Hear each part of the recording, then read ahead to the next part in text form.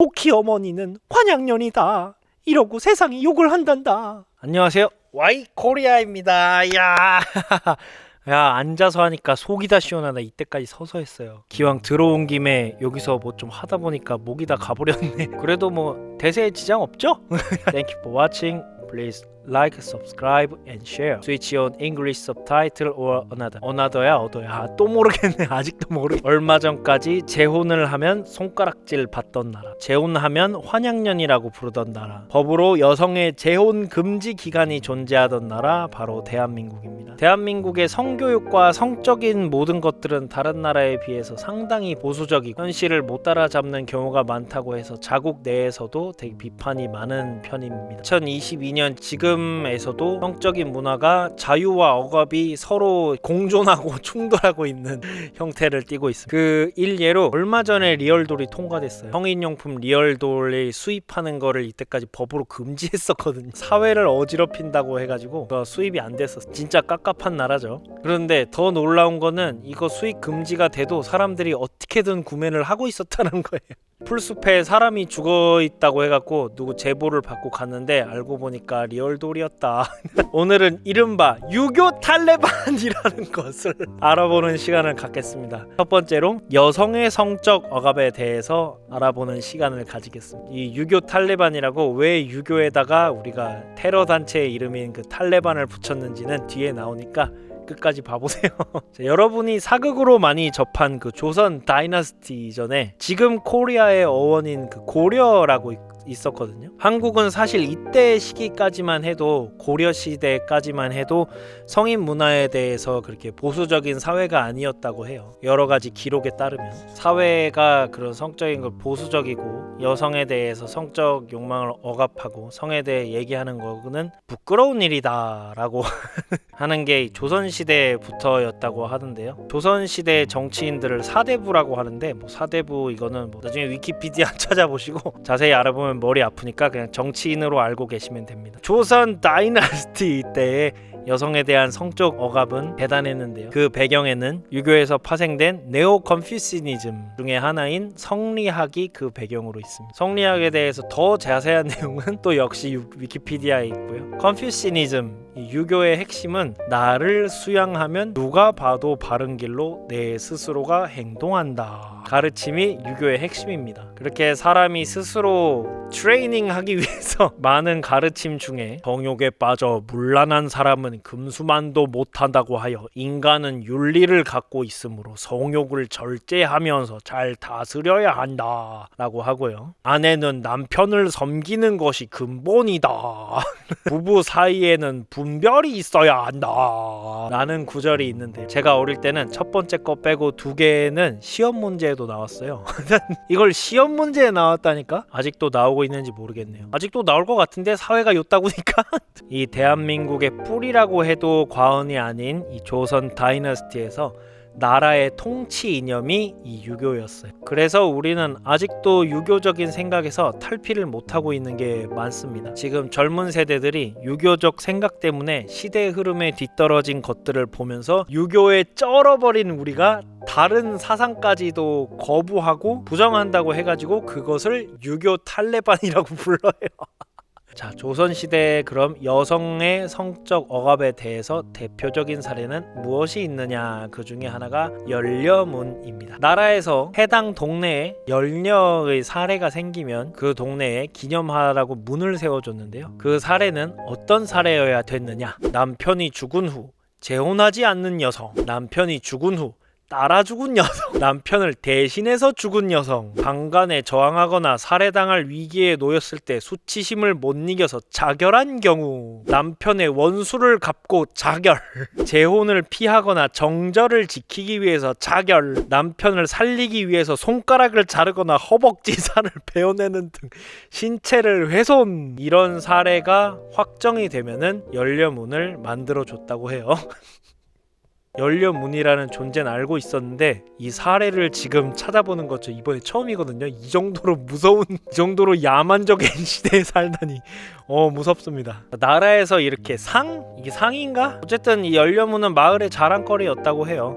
옛날에는 왕조 시대니까 나라에서 무언가를 주면은 아이고 성은이 망각합니다, 아이고 감사합니다 하고 이렇게 절을 하던 시기니까 여성들은 연료문을 보면서 자기도 뭔가 그렇게 해야 될 것 같다는 생각을 했다고 합니다. 이렇게 국가가 나서서 이렇게 연려의 사례에 대해서 연려문을 세워주고 출판물로도 연려전을 만들어서 연려 사상을 퍼뜨리고 평생 한 남편의 뜻을 따르는 것이 여자의 바른 길이라는 이데올로기를 확산시키고 연려를 조장했습니다. 남편에 대한 순종과 충절이 강요되는 사회였고 그 순종이라는 것이 여성의 삶과 죽음까지도 결정하는 사회였습니다. 그게 왜곡된 개념일지라도 살아있는 동안이든 죽은 뒤에든 연료로 취급받는 게 그 당시 사회에서는 여자가 인정받는 방법 중에 하나였기 때문에 조선 여성들은 자발적으로 다들 연려가 되려고 했었다고 합니다. 그런 것 때문에 여러분들이 좋아하는 그 K-드라마에서 남녀의 로맨스가 이상적이게 그려지는 것도 있어요. 제가 스크린에 띄운 그 환호는 조선과 옛날의 전통 분위기만 있는 판타지이긴 한데 뭐 어쨌든 서로 사랑하는 남자와 여자가 어떤 그 시련을 이겨내고 결혼에 골인하거나 같이 사는 장면 마무리가 다 되지요. 물론 그 다음에 일어나는 수많은 문제에 대해서는 화면에 나오지 않지만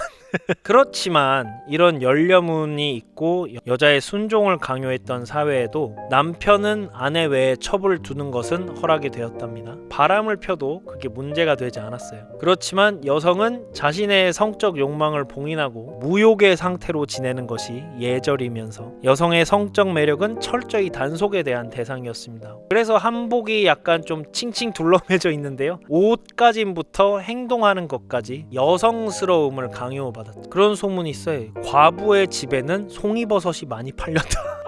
그런 소문이 있거나 나무로 된 가짜 남근을 만드는 장인이 되게 유명했다. 동네에서 한 명씩은 있었다. 막 그런 얘기도 있는데요. 야, 근데 짱 크다. 이거 부럽다.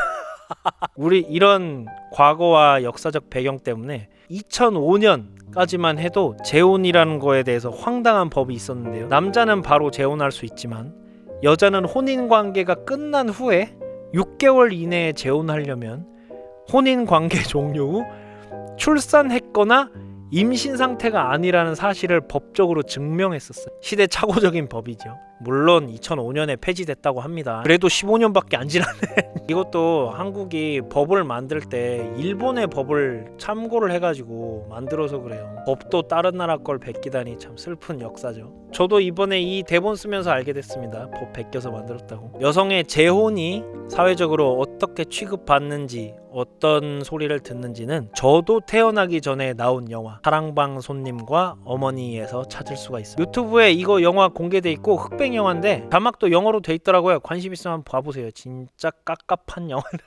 조금 시대상을 바꿔갖고 2011년에 만든 것도 있는데 이건 자막이 없더라고요. 이 영화의 주인공, 주인공을 말하기 전에 이거 원래 소설이거든요. 되게 옛날에 나온 소설인데 그거를 기반으로 영화를 만든 거예요.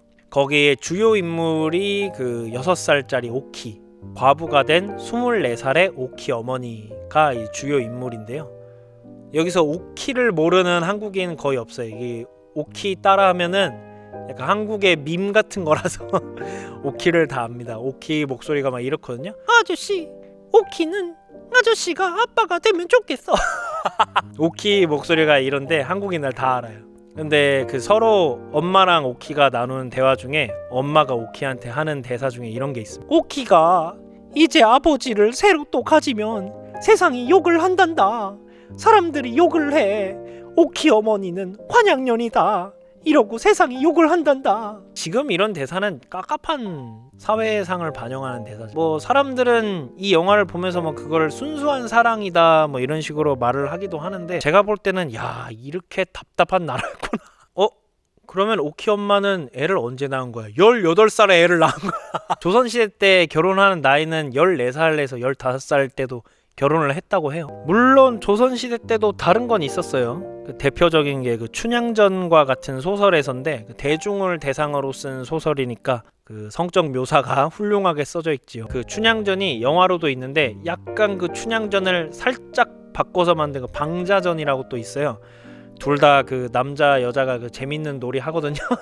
조심해서 보세요. 이렇게 깝깝한 나라였는데 어느덧 재혼한 사람에 대해서 배우자의 조건을 서로 공개하고 재혼 조건을 따지는 게 뉴스거리가 되고 막 이런 걸 보니까 참 격세지감입니다. 재혼만 그렇게 된 거지 아직까지 유교 탈레반스러운 게 되게 많아요. 성에 대한 이야기를 나누는 거를 더럽다고 생각한다거나 성교육에 대해서 부모도 학교도 어떻게 해야 되는지 갈피를 못 잡는다거나 저도 학교에서 성교육이라는 거 5시간도 안 받은 것 같아요. 청소년이 콘돔을 살 수 있는데 살 수 없다거나 이게 뭔 소리냐면 적으로는 살 수 있는데 다 안 팔아. 다 안 판대요. 그럼에도 주말만 되면은 번화가의 숙소엔 자리가 없어서 예약이 안 된다. 제가 말했죠. 축제가 벌어지고 있다고. 금요일 저녁부터 일요일 저녁까지 축제가 벌어집니다. 조금 체력 좀 되면은 월요일까지 축제가 벌어져요. 축제가 서로 축제라. 옛날부터 지금까지도 남아있는 여성 억압에 대한 배경을 대강 살펴봤고요. 이런 유교 탈레반스러운 점이 한국에서 문화적 차이를 만든다는 얘기를 해봤습니다. 이쯤 되면은 한국 드라마에서 대부분의 여성이 그 좀 보수적이고 한 남자만 바라보면서 그로 인해서 낭만적인 이야기가 전개되는 이유를 뭐 조금은 이해를 하실 수는 있겠지요?